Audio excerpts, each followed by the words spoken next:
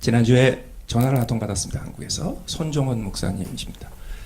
30년 동안 그 스몰 처치 컨퍼런스를 하셨던 우리 교회에도 한번 들리셨던 목사님이세요. 이런저런 얘기를 하다가 제가 물었습니다. 혹시 이종훈 교수님 아세요? 그랬더니 갑자기 잘 알죠 그러더라고요. 그래서 개인적으로 잘 아는 줄 알았습니다. 근데 그 다음에 나오는 얘기가 유튜브에서 그분 동영상을 봤습니다. 그 다음에 그분 동영상 강의 때문에 제 사상이 바뀌고 제 인생이 바뀌었습니다. 지금 수천 명의 한국 목사님들이 이종훈 교수님 때문에 사상이 바뀌고 인생이 바뀌고 있습니다. 그러더라고요. 그래서 다음 주에 교수님 여기 오시는데요. 그랬더니 그럼 나도 이거 비행기표 사서 가야 되는데 막 펄펄 뛰시더라고요. 그 이종훈 교수님을 모셨습니다. 여기 사시면서 누군지 잘 모르시는 분들이 대부분이겠지만 최근에 정말 수많은 목사님들한테, 목회자들한테, 그 한국교회 지도자들한테, 청년들한테 엄청난 임팩트를 만들고 계시는 분이십니다. 우리 교수님 나오셔서 메시지를 전하시기 전에 우리 같이 동행하신, 함께 다니시는 아내로서 우리 이선미 박사님, 우리 한의사세요. 우리 환영합니다. 같이 해주시고, 시간에 나올 때 우리 한번교회 따뜻한 박수로 맞아주시기 바랍니다.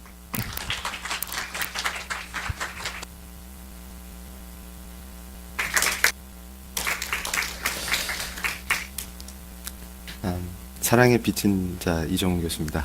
오늘 이렇게 아름답고 거룩한 한번교회에서 제가 만난 예수님을 증거할 수 있게 해주신 하나님께 감사드립니다. 오늘 새벽에 시차 때문에 잠이 깨서 기도하면서 특별한 어떤 은혜를 받았는데요. 누가 제 SNS에 사진을 올려놨는데 보니까 지금 연휴 기간이어서, 한국은 설 연휴 기간이어서 이스라엘에 가서 우리 예수님께서 십자가를 이렇게 지시고 가셨던 그 길을 어떤 목사님과 성도들이 같이 가는 사진을 기가 막히게 잘 사진 작가분이 찍으셔가지고 그걸 이렇게 올려놓으셨어요. 근데 그걸 보면 제가 이러면서 우리 예수님이 가셨던 이 십자가 길이네 이러면서 감동을 받아야 되는데 갑자기 제 가슴이 먹먹해지는 거예요. 그래서 그 사진을 계속 들여다봤어요. 그럴수록 점점 은혜로운 게 아니라 제 마음이 뭔가 부담스럽고 힘들어지는 거였습니다. 그래서 오늘 제가 만난 예수님을 증거해야 되는 순간이기 때문에 더 그게 저한테 크게 다가왔어요. 그런데 그때 제가 기도하면서 깨닫게 된 것이 뭐냐면 내가 나의 예수님을 너무나 사랑하기 때문에 만약에 나였다면 저기에 서 있을 수 없겠다, 그런 생각이 들었습니다. 근데 오늘 제가 존경하는 우리 담임 목사님께서 여기 체류하는 잠깐 동안 너무 많은 깨우침을 주셔가지고 사실 감동의 연속이었는데 너무나 제 가슴에 더 크게 예수님의 사랑이 부딪혀 왔습니다. 그래서 오늘 여러분께 제가 만난 그 예수님을 증언하고 싶어서 이 자리에 쓴 것인데요. 여러분, 이 예수님을 만난 그 장면부터 제가 천천히 설명을 드리면, 이 신기하게 제가 법학자라서 그렇지만 더 이 법과 관련된 이미지로 저한테는 다가옵니다. 그런데 여러분 한번 생각해 보세요. 여러분이 정말로 사랑하는 아버지가 나 때문에 죽으셨는데 현장 검증에서 그분을 죽인 사람처럼 따라 할 수 있을까요? 그러니까 이게 범죄 현장에서의 내가 죽였거든요. 그러면 그 현장에 가서 현장 검증을 하는 겁니다. 이런 과정을 통해서 내가 내 아버지를 죽인 거를 이렇게 시연하는 거죠. 근데 반드시 형사사법 절차에서 그 피고인은 현장에 가서 검증을 해야 됩니다. 근데 그거 할 수 있습니까? 유족이 할 수 있습니까? 그러니까 제가 받은 충격은 사실 그런 거였는데요. 근데 이제 이분들은 지식으로 예수님에 대해서 많이 알기 때문에 어디서 어떤 고난을 당하셨고 어떤 일을 하셨다는 거를 알죠. 그러니까 그걸 시연할 수 있습니다. 그게 저는 그래서 그 순간 가슴이 먹먹해지면서 아, 이게 그분의 자녀인가? 아니면 그분을 너무 잘 아는 피고인인가? 그걸 제 스스로에게 묻는데 감당할 수 없는 그런 마음속에 휩싸이게 되는데요. 그래서 사실 저는 교회를 대적했던 사람입니다. 그래서 여기 계신 우리 성도님들은 어떤 분은 저를 잘 아실 거고 어떤 분은 잘 모르실 텐데 저는 사실 20대 초반에 불가에 귀의해서 조계종에서 수행도 했고요.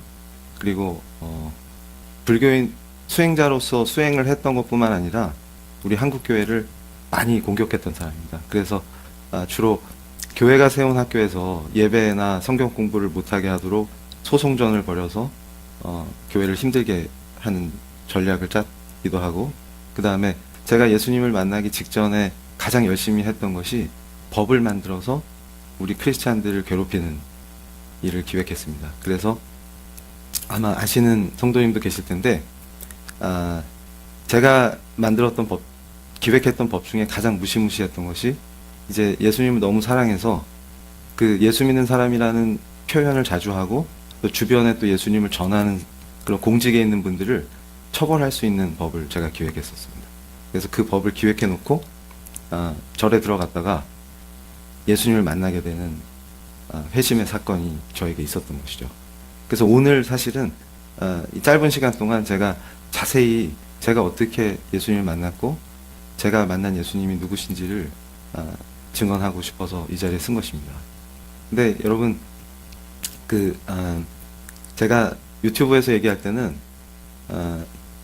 절에 휴양하러 들어간 것처럼 얘기를 했는데 사실은 굉장히 치열하게 분석 철학이라고 하는 분야와 씨름을 하기 위해서 절에 들어갔어요. 그리고 이제 제가 기획한 법들이 현실에서 입법이 되면은 우리 교회들이 엄청나게 핍박을 받고 장로님들이나 집사님들이 제대로 이 신앙생활을 하고 예수님을 전할 수 없게 될 것이다 이러면서 그걸 기대하면서 굉장히 기뻤죠. 그리고 이제 절에 들어가서 더 열심히 연구하고 그리고 이제 제 개인의 연구를 더 업그레이드하기 위해서 절에 들어갔는데 여러분 지금 제 아내가 여기 같이 와 있는데 이 엄지손가락을 이렇게 든 모양의 산이 있어요.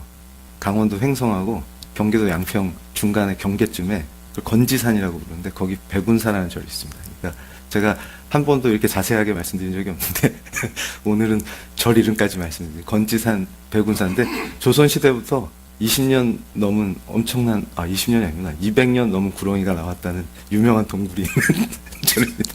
그래서 거기 들어가 있었는데 너무나 더웠기 때문에 노트북이 녹을 것 같은 그런 고통 속에서 제가 이제 그래서 제가 머리가 없거든요.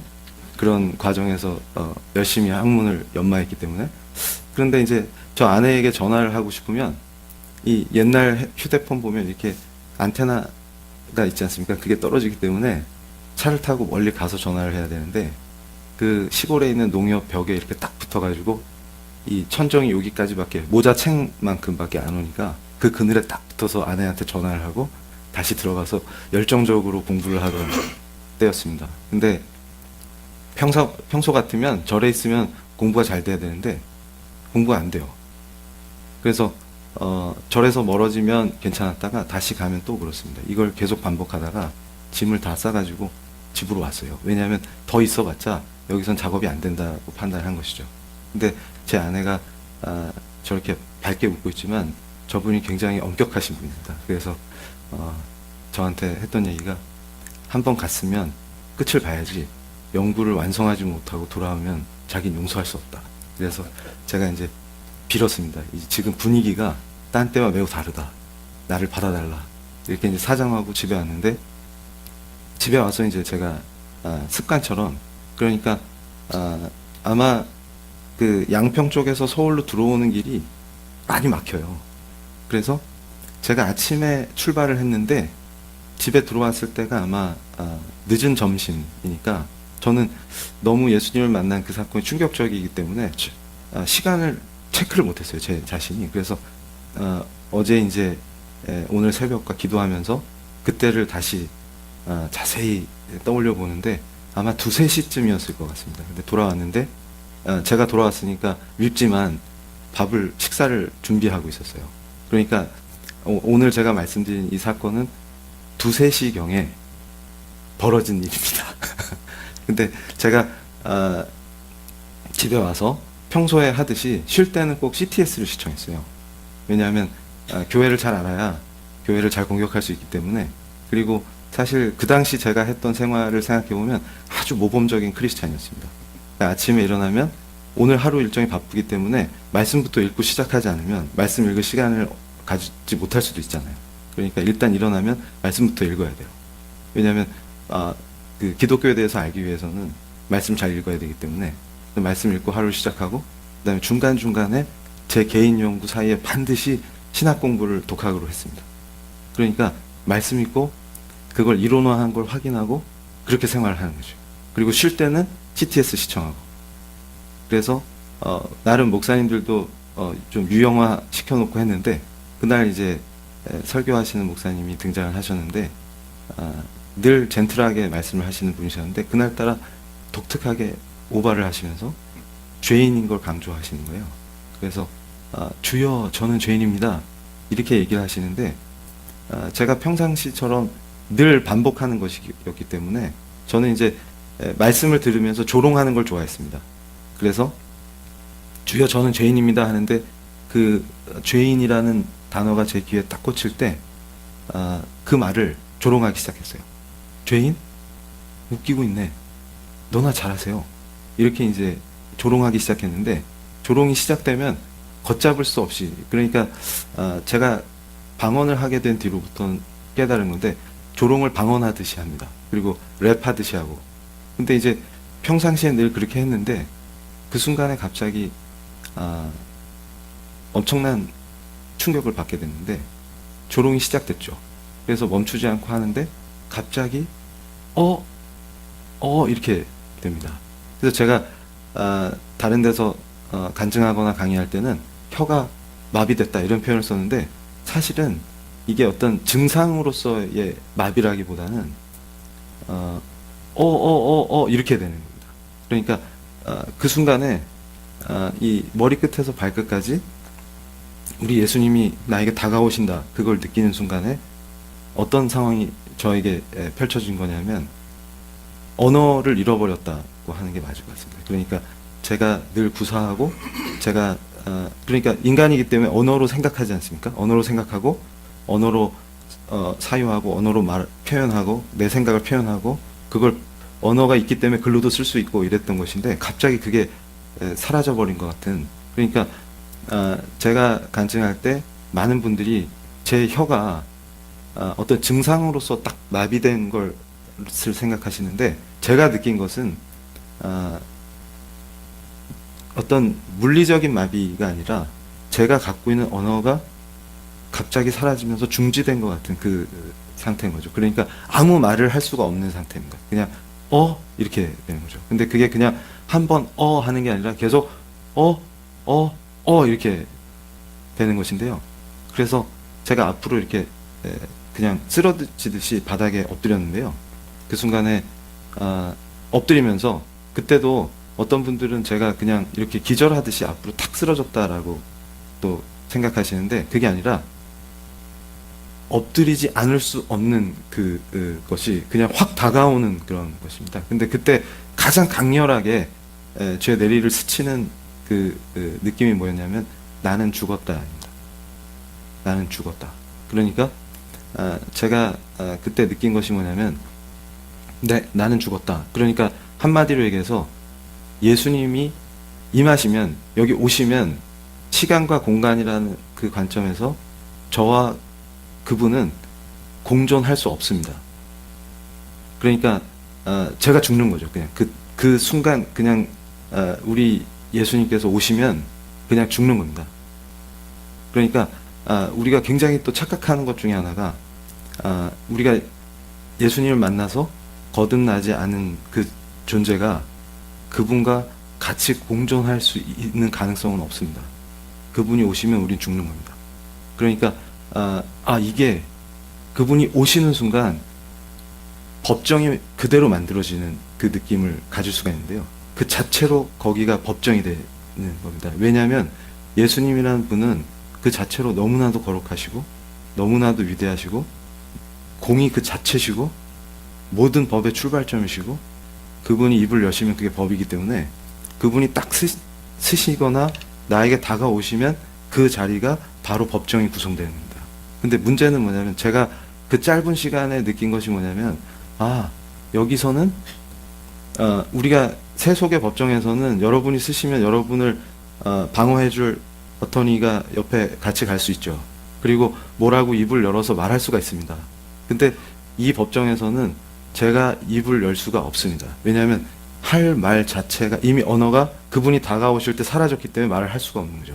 그러니까 뭐만 그냥 언어가 아니라 그냥 내 존재가 얼마나 부패하고 더럽고 그렇기 때문에 여기서는 내가 입도 뻥끗할 수가 없고 항변 자체가 불가능하고 나를 방어할 수 있는 어떤 언어도 존재할 수 없고 입을 열 수 없다라는 걸 그냥 이렇게 받아들이게 됩니다. 그러면서 내가 누군지 얼만큼 전적으로 폐역하고 부패한 자인지 그냥 알아버리는 거죠.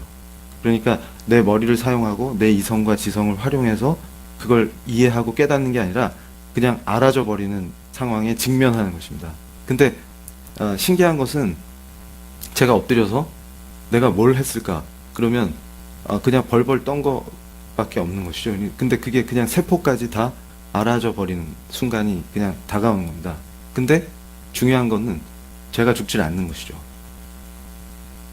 제가 죽지 않는 것이죠. 왜냐하면 그분이 나의 예수님께서 저에게 찾아오셨기 때문에 죽지 않았습니다.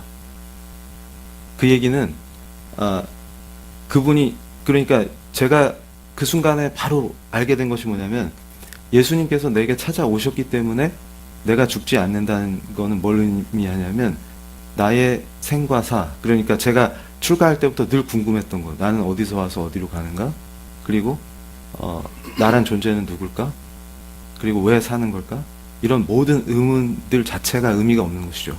왜냐하면 그분이 그 모든 것의 주관자시고 나를 만드신 분이라는 것을 그분이 저를 만나 주시기 위해서 오실 때 그냥 알아버리는 겁니다. 그러니까 무슨 얘기냐면 내가 죽은 줄 알았는데 안 죽는 거죠. 근데 그 순간이 그냥 너무나 충격적이고 떨리는 순간이기 때문에 그냥 그렇게밖에 표현할 수가 없습니다. 그래서 그 상태가 이렇게 쭉 흐르고 나서 일어나면요 이제 일어날 수 있게 되죠. 그래서 움직이는데 어떤 상태라고 표현할 수 있냐면 제가 아닙니다 이제. 근데 이 존재는 희한한 게 뭐냐면 사고를 할 수가 없어요. 그러니까 자 이제 아내가 밥을 차리고 있었지 이런 게 기억나는 게 아니라 그리고 이제 내가 밥을 먹어야지 이런 생각들이 나지 않습니다. 그냥 아무 생각이 나지 않아요. 그러면 그냥 나는 근데 움직일 수 있죠. 근데 이 움직이는 나라는 존재가 그냥 이 상태로 그대로 있습니다. 그래서 마치 이게 뭐지? 이거를 내 스스로 생각할 수가 없어요. 그러면 걸어 나옵니다. 그러면 아내가 식탁을 차려놨죠. 그럼 그걸 눈으로 봅니다. 근데 어떤 생각도 일어나지 않아요. 그러면 그냥 반사적으로 늘 해왔던 거기 때문에 앉아서 그냥 입에 음식을 넣는데 이걸 내가 먹는다, 맛있다, 어떤 맛이다 이런 생각이 안 나요. 그러다가 이게 굉장히 긴 시간인 것처럼 느껴집니다. 그런데 신기한 건 뭐냐면 그 과정을 거치고 밖에 나왔을 때 첫 발을 딱 뗄 때의 순간이었는데 제가 대문을 열고 늘 다니던 그 골목길 제가 서울에서 사셨던 성도님들한테 말씀드리면 해화동에 국립과학관이 있는 그 골목길입니다. 대문을 열고 탁 나왔는데 첫 발을 딱 딛는 순간에 이렇게 햇살이 싹 비치잖아요. 근데 그때까지도 아직 저는 회복이 안 돼 있기 때문에 그 상태입니다. 근데 탁 발을 딛는 순간에 이 부서지는 햇살을 딱 보는 순간에 어떤 게 느껴지냐면 내가 그분이 누군지를 알아버렸기 때문에 견딜 수 없게 다가오는 감격이 있습니다. 그게 뭐냐면 전에는 똑같은 길을 몇 번을 제가 왔다 갔다 했을까요? 학교를 다니면서 또 제가 여러 가지 일을 하면서 강의하러 가면서 그 앞을 몇 번을 다녔을까요? 근데 너무나도 신기하게 완벽하게 달라진 세상을 느낍니다. 그러니까 이렇게 나뭇잎을 바라보면 햇빛이 그 나뭇잎에 반사되는 모습이 너무 아름다워요. 근데 그냥 제가 이 문학적인 수준이 낮기 때문에 아름다워요, 이 말밖에 못하는 거죠. 너무 아름다워요. 만약에 이걸 음악으로 표현하면 어떻게 표현할 수 있을까? 제가 음악도 못하기 때문에 표현을 못하죠. 근데 견딜 수가 없어요. 너무 아름다워요. 그리고 이 아스팔트 사이에 그 벌어진 틈에서 잡초가 자라지 않습니까? 그걸 들여다보는데 너무 아름다워요. 견딜 수가 없습니다. 그러니까 무슨 얘기냐면 그 생명들이 느껴져요. 다 생명이 있는 거는 다 느껴져요. 견딜 수가 없습니다. 그 감격을. 그러면서 너무나 감격스럽습니다. 그때 제 마음에서 다시 언어가 회복됐어요. 나의 하나님, 나의 주님, 이렇게 고백하게 된 것입니다. 근데 너무나 아름답다. 이렇게 아름다웠던 거를 그 생명이 다 그분의, 모든 게 다 그분의, 나의 주님, 너무 사랑한다, 그걸 고백하지 않을 수 없게 된 것입니다. 그 사랑을 고백하는 그 마음이요, 지금도 그렇고 예수님을 만난 그 순간부터 어떤 상황에서도 그분을 떠올리면 너무나 감격스럽기 때문에, 그때의 기억이 살아나기 때문에 이분이 누구시냐, 나의 예수님이 누구시냐, 이게 너무나 사무치기 때문에 고백을 안 할 수가 없는 것입니다. 사랑합니다, 주님, 예수님, 당신이 누군지 몰랐습니다. 당신이 누군지 아는 이 순간부터 저는 영원히 당신을 사랑하지 않을 수가 없습니다. 이 고백이 그냥 계속 우러나는 것이죠. 그런데 제가 또 신기하게 제가 아이들이 시끄럽게 구는 걸 정말 싫어했었는데요. 골목에서 아이들이 놀면 화내고 공부하는데 방해되는데 쟤들은 왜 저럴까 이랬었는데, 그 골목에서 그 한 아이가 놀다가 그냥 아무렇게나 던져버리고 간 그 세발 자전거가 너무 사랑스러워요. 그러니까 그 아이를 본 적이 없습니다. 근데 그렇게 엎어져 있는 그 세발 자전거를 보는데 그걸 가지고 놀았을 그 아이가 너무나 사랑스럽기 때문에 견딜 수 없이 사랑스러운 거예요. 그래서 예수님을 만나기 전에 저였다라면 이 꼴 봐, 가정교육을 이따위로 시키니까 이 모양이지, 이렇게 했을 텐데 그 아이가 너무 사랑스러운 거예요. 그러다가 이제 어떤 일이 벌어지냐면, 그러고 나서 다시 집으로 돌아왔습니다. 이제 감당이 안 되니까 더 걸어갈 용기가 안 나요. 이제 너무나 이 나의 하나님을 느껴버리니까. 그러니까 제가 여기 와 있는 동안 바이블 뮤지엄에 갔는데, 예수님이 살으셨던 당시를 이렇게 재현한 다 가보셨죠? 거길 들어갔는데 제 느낌이 어땠을 것 같아요? 그러고서 제 아내가 저한테 얘기를 해주는 거예요. 여기 예수님이 다니시면서 사역했던 지점을 표시해 놓은 그림이 있다, 이러는 거예요. 그래서 그 그림을 딱 보는데 그 벤치가 이렇게 만들어져 있는데, 거기 이렇게 엉덩이를 안까지 다 못 걸치고 끝에만 살짝 걸치고 그걸 딱 보는데, 나의 예수님이 다니셨을 그곳을 상징화 시켜놓은 그것만 봐도 가슴이 저려옵니다. 그러니까 그게 뭐였냐면, 제가 처음 예수님을 만났을 때 그 할 때의 그 느낌이 뭐냐, 그걸 한번 묘사해봐라 그러면, 한마디로 얘기하면 이 명치 끝이, 여러분 다 사랑해보셨죠? 사랑하는 상대가 생길 때 이게 아픈 건 아닙니다. 근데 뭔가 저려오는 느낌인데, 이게 어떤 한 여인이나 한 사람을 처음 사랑하게 될 때의 그 저림에 곱하기 0을 엄청 붙이는 느낌을 딱 갖고 있으면 이걸 뭐라고 설명할 수 없게 가슴이 저려오는 그 상태로 상태가 되면 언어를 잃어버리고, 그리고 하나님이 지으신 세계에서 그 나의 하나님이신 예수님께서 그 모든 생명과 창조에 다 관여하신 바로 그 창조주라는 게 딱 느껴질 때 그것이 확 울컥하면서 고백이 다시 언어가 회복되면서 나의 주 나의 하나님이라는 그 고백이 나오게 될 때부터 다른 인간이 되어 있는 거죠. 이게 그냥 그렇기 때문에 예수님을 상징할 수 있는 그림이든 그분의 발자취가 남은 것이 표현되는 걸 보는 순간에 다시 그 저림이 싸하게 가슴속에 퍼지면서 또 나도 모르게 예수님 사랑합니다, 이걸 또 고백하게 되는 것이죠. 그래서 만약에 저한테 시간이 있었다면 그 벤치에 하루 종일 앉아있고 싶은 거예요. 그러면서 계속 그걸 보고 싶은 거예요. 그런데 오늘 새벽에 제가 아까 말씀드린 것처럼 저보고 만약에 예수님이 십자가를 지시고 걸어가신 그 길을 예수님이 했던 것처럼 퍼포먼스를 해봐라 이렇게 얘기한다는 것은 있을 수가 없는 것입니다. 그러니까 제가 오늘 새벽에 기도하면서 더 충격을 받은 것은, 그럼 저분들은 뭐지? 했을 때 예수님을 만난 적이 없구나. 그러니까 나의 주 나의 하나님 고백하는 수 있는 사람은 그걸 따라 할 수 없습니다. 그걸 절대로 따라 할 수 없습니다. 그 골목에 그 벽에 기대서 누가 부축해주지 않으면 걸을 수가 없습니다. 호흡을 편하게 할 수가 없습니다. 그 감격 때문에. 그래서 제가 그걸 어떻게 느꼈냐면, 그러고 나서 저녁이 되기까지의 그 사이에요, 십자가만 보면 멈출 수 없는 통곡을 합니다. 그러니까 무슨 얘기냐면, 이건 이제부터 저한테는 어떤 상징물이 아닙니다. 누가 죽으셨냐, 이 말이 제 가슴을 계속 치는 겁니다. 누가 죽으셨냐. 근데 내가 우리 예수님을 만났기 때문에 이제는 누가 죽으신 건지 정확히 알죠. 창조주가 죽으셨다는 게 정확하게 이해되죠.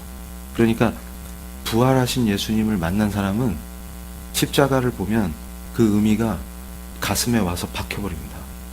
그러니까 멈출 수가 없는 통곡을 하게 되죠.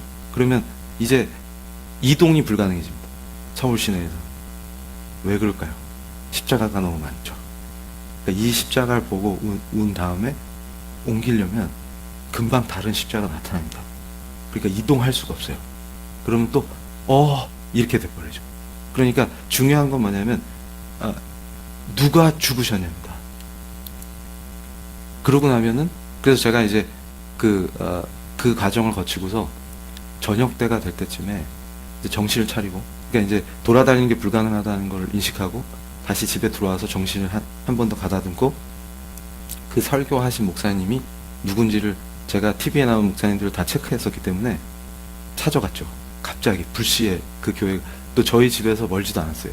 그래서 갔는데 또 마침 목사님이 목양실에서 나오시다가 저랑 복도에서 딱 마주쳤습니다. 그런데 만약에 제가 그 교회를 괴롭히던 그 무시무시한 연구원에 숨어있는 브레인이라는 걸, 젊은 브레인이라는 걸 아셨다면 너무나 깜짝 놀라셨을 텐데, 제가 그런 말씀을 안 드리고 웬 청년이 나타나서, 목사님 저 오늘부터 예수님 믿기로 했습니다. 예수님이 누구신지 확실히 알 것 같습니다. 그랬더니 씩 웃으시면서 책을 한 권 주셨어요. 근데 죄송한 게, 그 목사님께 죄송한 게 아직까지도 그 책을 안 읽었습니다. 이것도 여기서 처음 고백합니다. 그래서 그 책을 받아들고 집에 왔는데 이제 잠을 잘 수가 없습니다. 그래서 새벽 기도를 가기 위해서 결심하고, 잠을 못 잤으니까 끝까지 새벽 기도가 열리는 그 시간까지 기다렸다가 그 교회에 가서, 그 목사님 계시는 교회가 아니라 경기도 일산에 있는 저를 위해서 기도하고 있다고 들었던 바로 그 교회로 그래서 저는 그 유명한 이정훈을 위해서 기도하는 교회가 있다더라. 이분들은 참 특이하네. 아니, 내 경력을 보고도 기도할 마음이 난다니. 그래서 그 교회로 갔어요. 그래서 새벽에 그 새벽 기도를 막 드리고 있는 분들이 있는데 그 뒤에 가만히 앉아 있다가 같이 기도를 드렸습니다. 이젠 달라졌으니까 제가. 근데 신기한 게, 제가 이제 기도가 다 끝나서 가려고 딱 일어나는데 그 교회 목사님하고 사모님이 이렇게 뚜벅뚜벅 걸어 나오시다 저를 봤어요. 그러더니 다가오셔서 앉아보라고 기도를 해주고 싶다고. 그래서 제 몸에 이렇게 두 분이 손을 대고 기도를 해주시는데 그 사모님의 손이 목사님보다 작지 않습니까? 근데 그 손 크기가 등짝에 딱 느껴지는데 그렇게 좋아요. 따뜻한.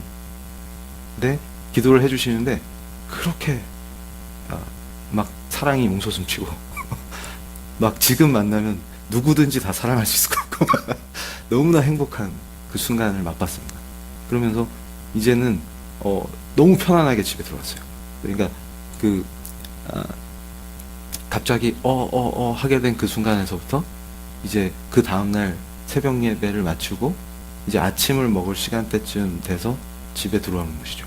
근데 돌아왔는데 이제는 굉장히 충격적인 상황, 그 다음에 어떤 느낌들 이런 것보다는 회복이 되니까 이제 밥도 먹고 잠도 자죠. 너무나 피곤했기 때문에 온 세포가 다 긴장한 상태 같았는데 이게 확 풀어지니까 또 확 뻗어서 휴식을 취하고 나서 이제 정신을 차리고 나니까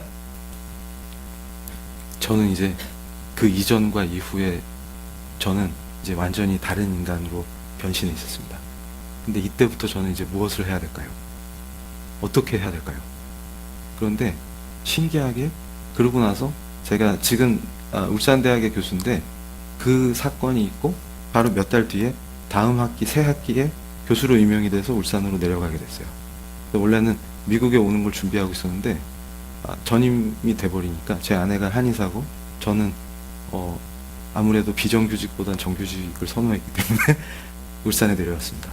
근데 울산에 내려오자마자 제 마음속에 뭔가 밥 먹다 체해가지고 얹힌 것 같은 게 하나 남아있었는데 그게 뭐였냐면 제가 기획해 놨던 법이 실제로 입법될까 하는 그 두려움이었습니다.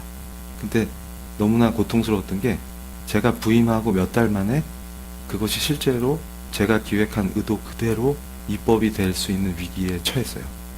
그래서 저는 그때 이제 너무나 마음이 힘들었기 때문에 지금도 그 조그마한 연구실 안에서 하나님께 엄청나게 기도를 드렸습니다. 이 법이 통과되면 이제 저는 교회 일원으로 교회를 다닐 수가 없게 됐죠. 왜냐하면 만약에 그 법이 통과돼서 시행되면 제가 교회에 갈 때마다 장로님들이 이 교수 당신 덕분에 지난달에 잘렸어 이러면서 저한테 인사를 하기 시작하시면 저는 감당이 안 되죠. 그러니까 이 문제를 어떻게 해결할까 하나님께 계속 기도를 드렸는데 신기하게 저를 사용해서 또 해결하셨습니다. 그러니까 제가 연구실에 기도하면서 앉아있는데 전화가 걸렸어요. 전화벨이. 근데 그 느낌 아시죠? 올 것이 왔다 하는 그 느낌.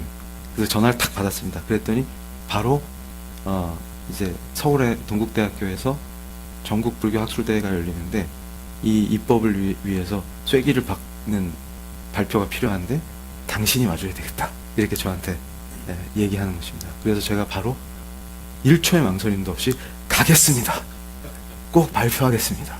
다른 분한테 넘기시면 안 됩니다. 이렇게 얘기를 하고서 그때 그분이 너무 흡족해 하시는 거예요. 그래서 전화를 끊고 바로 컴퓨터를 켜고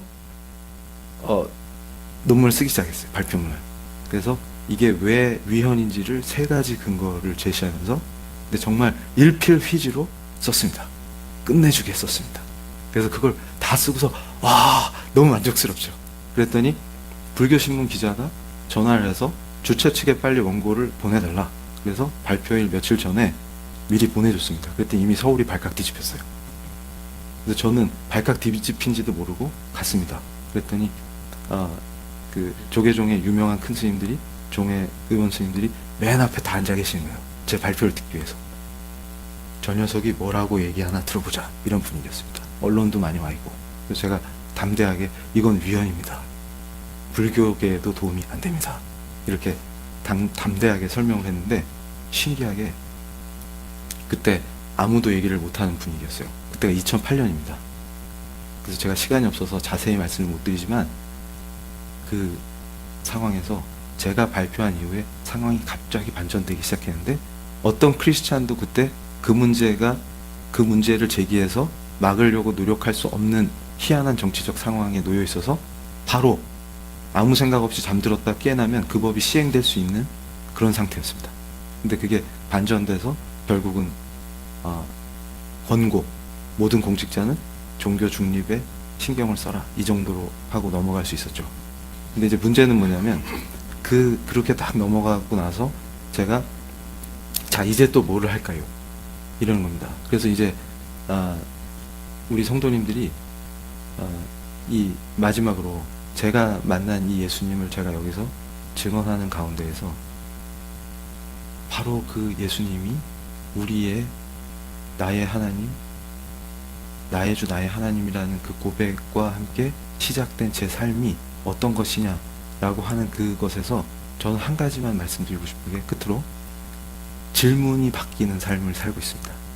그러니까 너무나 자유롭고 너무나 행복한데, 그리고 제가 지금 한국에서의 스케줄이나 일정들이 너무나 빡빡하고 힘이 들고 지치는데 제가 여기 미국에 오기 며칠 전에 대전을 향하는 밴 안에서 예수님께 기도를 하는데 제가 너무 지쳐 있었고 피곤해 있었는데 제가 너무나 제 아내가 제 습성을 잘 알고 있는데 저는 사랑받는 걸 좋아하기 때문에 강아지처럼 어리광을 잘 부립니다.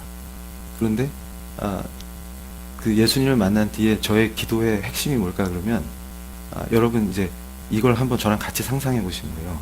제가 예수님께 기도를 드릴 때 항상 제일 많이 하는 표현이 뭐냐면 저에게 다가오신 그분을 기억하기 때문에 그분을 떠올리면서 그 못자국 난 손을 많이 떠올립니다.